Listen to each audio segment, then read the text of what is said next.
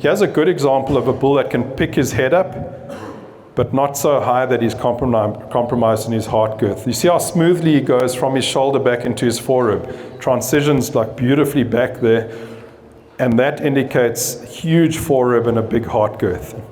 I was telling the guys earlier, there's a sheep farmer in Australia that I follow quite carefully. He started a breed called Australian White.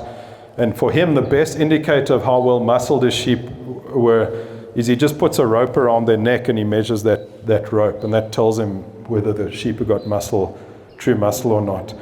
You're going to have quite a big rope to get around this bull's neck.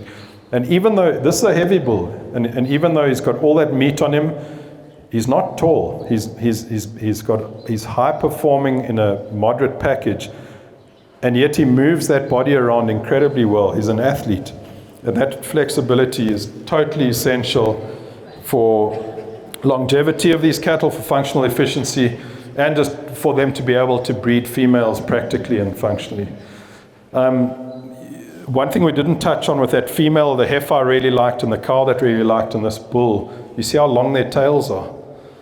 Maternal cattle have long tails. When you start shortening the tails of these cattle, you're running into a more terminal type of body type. When you go into those herdsmen up, like the Maasai and in Kenya and Tanzania, and then you go up into the Sudan, Ethiopia, Cameroon, those Fulani herdsmen, they all select their cattle based on length of tail.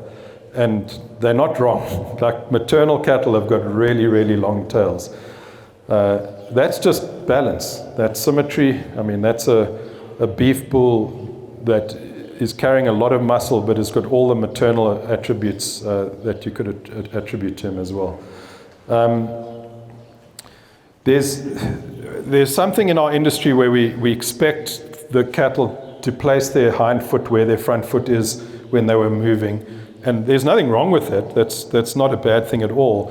But I think for cattle to be functionally efficient, they don't have to do that. For me, it's more important that they're comfortable in their joints, that they've got some angle in their joints, that their joints are clean, that they've got cushion in their pasterns.